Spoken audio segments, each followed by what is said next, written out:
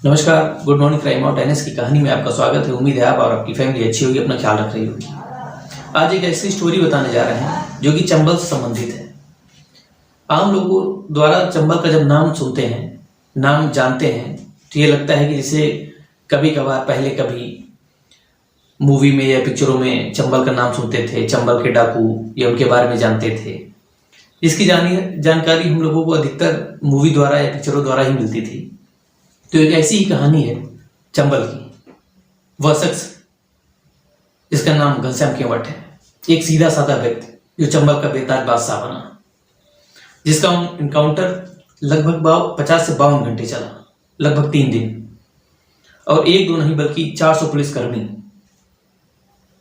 उसका इनकाउंटर करने के लिए लगे थे। लगभग 4 से 8 थानों की पुलिस, एक घनश्याम केवट, एक बदमाश और 400 पुलिसकर्मी, उसका इनकाउंटर 50 से 52 घंटे चला। फिर भी उसका तीसरे दिन कहीं जाके उसका इनकाउंटर किया गया। उसका ये कहानी है घनश्याम केवट की। घनश्याम केवट साल 2003 में यूपी के सुखद गांव में रहा करता था और वहीं से उसका गुजर बसर चलता था। खेती का काम किया करता था, अपनी फैमिली चलाता था। छोटी बहन थी और माँ बाप थे जिसकी सेवा पानी किया करता था। एक दिन अचानक उसे जानकारी मिली, जब वो अपने खेत में काम कर रहा था, कि ब्रजभान सिंह नाम का एक व्यक्ति जिसने उसकी बहन की इज्जत लूटी।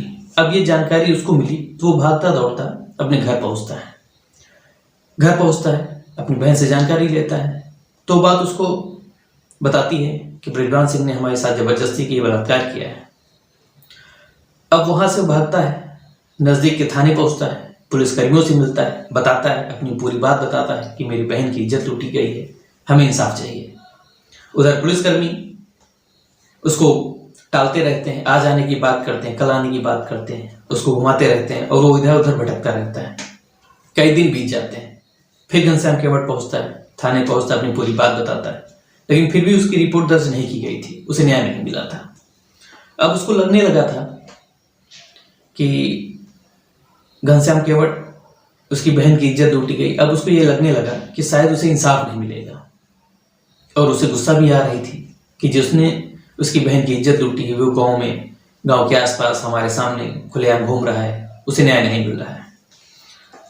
समय बीत रहा था, न्याय मिला नहीं उसे। अब उसके दिमाग में भी कुछ ऐसी बातें चलने लगी। अब उसके दिमाग में कुछ ऐसी बात घर कर गई कि उसे अब ब्रजभान सिंह से बदला लेना था, अपनी बहन की इज्जत का बदला, कैसे भी करके। अब उसका मन चंबल की ओर जाने लगा, क्योंकि उसने कई बार ऐसी कहानियां भी सुनी थी, पिक्चरों में ऐसा देखा भी था कि चंबल के कुछ ऐसे डाकू होते हैं जो न्याय दिलाते हैं, न्याय की बातें करते हैं और इंसाफ करते हैं। जिसके साथ गलत हुआ हो उसका फैसला करते हैं, न्याय दिलाते हैं। इधर समय बीत रहा था, पुलिस द्वारा कोई कार्रवाई नहीं की जा रही थी कि ब्रजभान सिंह को कोई कार्रवाई हो या सजा दिलाई जा सके। अब उधर घनश्याम केवट पूरी तरह से घर में एक दिन बिना बताए घर पे रात को उठा और चंबल की ओर अपना रुख कर लिया। वो चलता चला गया, समय बीतता गया। एक दिन वो चंबल पहुंचा। उसके पहले कुछ साथी उसे मिले और उसको पकड़कर केशव डाकू के पास लाए। केशव डाकू के पास लाते ही हैं और घनश्याम केवट केशव डाकू को अपनी पूरी बात बताता है कि उसकी बहन जो छोटी थी, घर पे थी, उस टाइम वो खेत पे काम कर रहा था। उसी दौरान ब्रजभान सिंह ने, जो गांव के ही हैं, उसकी बहन के साथ इज्जत लूटते हैं, उसे मारते पीटते हैं, उसको न्याय चाहिए। उधर केशव, जो एक गैंग का मुखिया था, उसने पूरी बात सुनी और घनश्याम केवट को अपनी टीम में शामिल कर लिया, अपनी गैंग का एक हिस्सा बना लिया। और घनश्याम केवट अब उस टीम में शामिल होता है और छोटी छोटी वारदातों का अंजाम करना शुरू करता है। टीम के साथ रहता है, पहले तो ट्रेनिंग लेता है, सीखता है। और उधर घनश्याम केवट ने एक शख्स को लगा रखा था अपनी टीम के, जो मुखबिर द्वारा एक जानकारी मिलती है कि ब्रजभान सिंह उसी के गांव में आया हुआ है। घनश्याम केवट, जो काफी दिन से ब्रजभान सिंह की तलाश में था, अब उसने अपनी टीम बनाई, क्योंकि वो पहले से गुस्से में था, बदला लेना चाहता था, जिसकी वजह से उसने चंबल का रुख किया था। अब उसने टीम इकट्ठा की, केशव से केशव सरदार से बात की और टीम लेकर गांव पहुंचा। जो उसे जानकारी मिली थी कि बृजभान सिंह गांव में है, वो बात बिल्कुल सही थी और बृजभान सिंह गांव के एक घर पे बैठा हुआ था। इधर घनश्याम केवट अपनी टीम लेता है और बृजभान सिंह पे धावा बोल देता है। धावा बोलता है जिससे फायरिंग में घनश्याम केवट बृजभान सिंह की हत्या करता है। अब घनश्याम केवट द्वारा ये पहली हत्या थी जो बृजभान सिंह की गई थी। उसने अपना बदला भी लिया और पहली हत्या की। पहली हत्या करने के दौरान उसका मनोबल बढ़ा और काफी देर तक बृजभान की लाश के पास ही खड़ा रहा। उसका मनोबल बढ़ता गया। अब पहले की अपेक्षा वह बढ़कर लूटपाट करने लगा, फिरौती मांगने लगा, लोगों का अपहरण करने लगा, बड़ी बड़ी घटनाओं को अंजाम देने लगा। अब ऐसे ही करके घनश्याम केवट का बोलबाला होने लगा। फिर कुछ दिन बीतता है और केशव की मौत हो जाती है। उधर केशव की मौत होने के बाद उसके जो साथी थे परेशान रहते हैं। कुछ दिन ये सोचा जाता है कि अब टीम के मुखिया को किसका चुना जाए। उधर घनश्याम केवट की सारी बातें देखते हुए, घनश्याम केवट की सारी हरकतें देखते हुए, उसकी पूरी बातों को समझते हुए पूरी टीम घनश्याम केवट को मुखिया बना देती है। इधर घनश्याम केवट अपनी टीम का सरगना बन चुका था और पहले से अब अधिक और लूटपाट करना, फिरौती करना, डकैती करना, मर्डर करना ये उसने शुरू कर दिया था। फिर एक दिन एक गांव में उसने लूटपाट की और लूट के इरादे से उसने एक ही परिवार के 4 लोगों की हत्या कर दी, जिसमें 2 छोटे बच्चे भी थे। अब ये बात जैसे ही पुलिस थाने पहुंची, अन्य लोगों के थाने पहुंची, जानकारी में पहुंची, मीडिया के पास पहुंची, तभी से केशव की टीम ने जो नियुक्त किया था घनश्याम केवट, अब ये सबकी नजर में आ गया था। इधर सरकार ने, इधर पुलिस टीम ने घनश्याम केवट को पकड़ने के लिए अपनी मुहिम जारी कर दी। इधर घनश्याम केवट के अपराध की दुनिया में बेताज बादशाह बन चुका था और काफी हद तक उसने लूटपाट, मारपीट और हत्या जैसे घटनाओं को अंजाम देना शुरू कर दिया। उधर एक फतवा जारी हुआ कि घनश्याम केवट पर पकड़ना या उसका एनकाउंटर करना 25,000 का इनाम रखा जा चुका था। समय बीत रहा था, घनश्याम केवट अभी भी पकड़ से दूर था। फिर एक बार थाने की पुलिस प्लान बनाती है और घनश्याम केवट के एनकाउंटर के लिए समय फिक्स करती है। हालांकि उस मुठभेड़ में घनश्याम केवट के कुछ साथी भी घायल होते हैं और 2 से 3 पुलिसकर्मी भी घायल होते हैं, जिसमें शायद 2 की मौत भी हो गई थी। अब ये पहला एनकाउंटर था जिससे घनश्याम केवट भाग चुका था। कुछ समय बीतता, अभी भी घनश्याम केवट का वही रवैया था, अपहरण करना, फिरौती करना, लोगों की हत्या करना। फिर अगला टारगेट रखती है पुलिस। मुखबिर द्वारा पुलिस को जानकारी मिलती है कि इनका घनश्याम केवट इस गांव में छुपा हुआ है। फिर एक बार पुलिस अपनी टीम इकट्ठा करती है और घनश्याम केवट के एनकाउंटर के लिए जाती है। इधर घनश्याम केवट को इस चीज की जानकारी मिलती है तो घनश्याम केवट वहां से अपनी टीम इकट्ठा करती है और पुलिस से फायर कर देती है, जिसमें फिर 2 पुलिसकर्मी घायल होते हैं और इस बार फिर घनश्याम केवट बच के निकल जाता है। अब घनश्याम केवट पर लगभग 50,000 का इनाम रखा जा चुका था। किसी भी हाल में उसको जिंदा पकड़ना या उसका एनकाउंटर करना, और 50,000 का इनाम रखा जा चुका था। इधर कुछ दिन बाद इलाहाबाद का एक गांव है जमौली। मुखबिर द्वारा सूचना दी जाती है पुलिस को कि इलाहाबाद के गांव में जमौली, जहां पे घनश्याम केवट आया हुआ है। अब ये जानकारी पुलिस को मिलती है। पुलिस पहले 30 से 40 पुलिसकर्मी जाते हैं कि जो उसे जानकारी मिली है या सही है या गलत।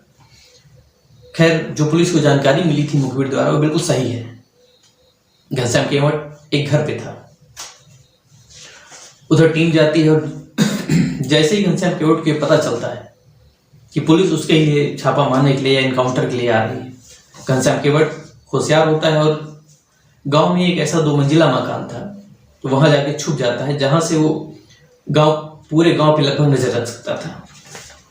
अब जैसे ही पुलिस वाले अनाउंस करते हैं कि घनश्याम केवट, हम तुम्हें पकड़ने आए हैं और अपनी गिरफ्तारी करा लो वरना तुम्हारा इनकाउंटर किया जाएगा। ये सुनते ही घनश्याम केवट गांव के ही मकान, जहां गांव में एक मकान बना हुआ था 2 मंजिला, वहां चढ़ जाता है और पहली गोली चलाता है, जिससे पुलिस टीम में काफी हड़कंप मचता है और सभी लोग अपनी अपनी पोजीशन पे आते हैं। अब ये इनकाउंटर शुरू होता है 16 जून 2009 से।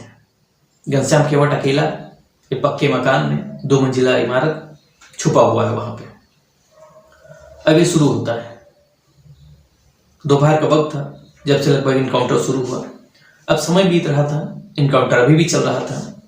लगभग 20 घंटे बीत चुके थे, यानी अगली सुबह आ गई थी। अभी भी लगातार इनकाउंटर चल रहा था, पुलिस फायर हो रही है और उधर लगभग हर चैनल वाले, हर रिपोर्टर भी वहां पे मौजूद थे अपना कैमरा लेकर।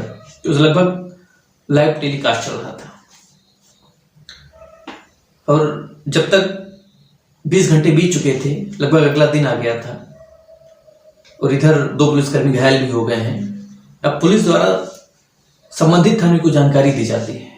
इधर धीमे धीमे करके पुलिस आती है। अब लगभग 400 पुलिसकर्मी हो गए थे, पूरे गांव को घेर लिया था और घनश्याम केवट अभी भी 2 मंजिला पक्के मकान में छुपा हुआ था, ताबड़तोड़ फायरिंग कर रहा था। पुलिसकर्मी भी घायल थे, पूरा गांव खाली करा दिया गया। इधर दूसरा दिन लग गया था। घनश्याम केवट अभी भी ना तो पकड़ा गया और ना ही घायल हुआ था और ना ही उसका एनकाउंटर किया गया था। पुलिसकर्मियों की बराबर जवाब दे रहा था, बराबर फायरिंग कर रहा था, जिससे काफी मुसीबत भी आ रही थी। रात हो रही थी, मुसीबत भी आती थी। फिर एक पुलिस की टीम ने एक प्लान बनाया कि पूरा गांव खाली करा दिया जाए और घनश्याम केवट जहां पे छुपा हुआ है वहां के कच्चे घरों में आग लगा दी जाए, जिससे शायद उसके धुएं से वो बाहर निकले और उसका इनकाउंटर किया जा सके। और ये प्लान बनाया, गांव खाली कराया गया। उस पक्के मकान के बगल जितने भी मकान बने हुए थे उस पर आग लगा दी गई। आग लगे लगभग 4 से 5 घंटे हो गए थे। आग पूरी तरह से जलकर बंद हो गई थी। अभी भी घनश्याम केवट न तो घर से बाहर निकला था और न ही उसकी गोलीबारी बंद हुई थी। अब ये बड़ा मामला था। घनश्याम केवट एक शख्स, अब ये भी नहीं कहा जा सकता कि वो अकेला था या कई उसके साथी थे, क्योंकि लगभग 32 घंटे से ज्यादा हो गए थे लगातार वो फायरिंग कर रहा था। खाने के लिए उसके पास कुछ नहीं, पीने के लिए सिर्फ पानी था। इधर लगभग 3 पुलिसकर्मी घायल भी हो गए थे, जिसमें से 4 की मौत भी हो गई थी। अब समय बीतता जा रहा था। अब इधर लगभग अगला दिन आ गया था 19 जून। 3 दिन बीत चुके थे। अब इधर 19 जून की रात आ गई थी।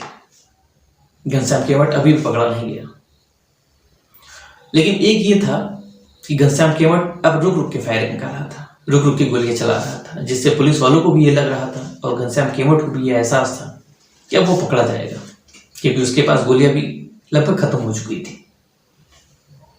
अब वो रुक रुक के फायर कर रहा था। अब वो सिर्फ इंतजार कर रहा था रात होने का।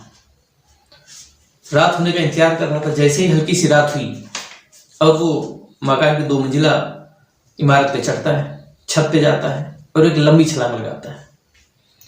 वो लंबी छलांग लगाता है क्योंकि घर से जब कूदे तो कुछ दूर पे जाके गिरे, क्योंकि जिसमें उसे भागने में भी आसानी हो और जो आसपास जो पुलिस ने उसे घेर रखा है उसको पकड़ा ना जा सके। घनश्याम केवट यही करता है। रात होती है। अब उधर घनश्याम केवट के पास गोलियां भी खत्म होने लगी थी। पुलिस को भी एहसास था कि अब ये कोई दूसरी चाल चलने वाला है। इधर रात हो गई है। घनश्याम केवट छत पे चढ़ता है और वहां से एक लंबी छलांग लगाता है और वो लंबी छलांग लगाता है और दूर जाके गिरता है, भागना शुरू करता है। अब जब वो घर पे छत पे चढ़ के लंबी छलांग लगा रहा था, सारे पुलिसकर्मियों की नजर उस पर पड़ती है। अब जब वो जिस दिशा में भागा उसी दिशा में पुलिस वालों ने अंधाधुंध फायरिंग करना शुरू कर दिया। लगभग 1 घंटे के बाद लगभग 1 घंटे लगातार फायरिंग करने के बाद अब कुछ शांत हुआ। चारों तरफ धुआं था, रात भी थी, माहौल बड़ा अजीब सा था। लगभग 1 घंटा बीत गया था लगातार फायरिंग पे। 1 घंटे के बाद अब लगभग सब शांत हो रहा था। अब ये था कि अब शायद घनश्याम केवट घायल हो गया हो या शायद गोली लगने से मर भी गया हो। अब ये था कि क्यों ना सर्च ऑपरेशन किया जाए। अब गोली थमती है, पूरी टीम इकट्ठा होती है, टार्च लेती है। अब उसी जंगल में जो मकान के बिल्कुल पीछे से स्टार्ट होता है, शुरू होता है, अब उसका सर्च ऑपरेशन शुरू किया जाता है। खैर आधे घंटे के बाद सर्च ऑपरेशन के बाद एक शख्स की लाश मिलती है जो पेट केबल था। उसके शरीर पर कई गोलियां लगी हुई थी। अब ये था कहीं कोई ऐसा शख्स तो नहीं जो कोई और हो, घनश्याम केवट ना हो। अब उसे दूसरी ओर पीट केबल किया जाता है तो ये जानकारी मिलती है, लोगों द्वारा पहचाना जाता है कि ये कोई और नहीं बल्कि घनश्याम केवट है जो मुठभेड़ में गोली लगने से मारा गया है, जिसका एनकाउंटर अब लगभग समाप्त हो गया था। 50 से 52 घंटे लगभग लगातार होने के बाद 19 जून को लगभग ये समाप्त हुआ। तो ये एक ऐसी कहानी थी घनश्याम केवट की, जो एक सीधा साधा व्यक्ति चंबल का एक बेताज बादशाह बनता है, या यूं कहें कि चंबल की ओर रुख करने वाला, इसको मजबूर करने वाला कोई और नहीं बल्कि पुलिस थी। क्योंकि अगर जिस दिन इसकी बहन की इज्जत लूटी गई, शायद अगर उसी दिन बृजभान सिंह की गिरफ्तारी होती है, उसे सजा मिलती, तो शायद ये इतना बड़ा कदम न उठाता जो एक बेताज बादशाह घनश्याम केवट के नाम से जाना गया। तो ये एक ऐसी कहानी थी जिसका एनकाउंटर लगभग 50 से 52 घंटे चला और लगभग 400 पुलिसकर्मियों ने इसका एनकाउंटर को अंजाम दिया। इसी के साथ इस कहानी समाप्त होती है। नमस्कार, फिर मिलते हैं एक अगली अच्छी कहानी के साथ।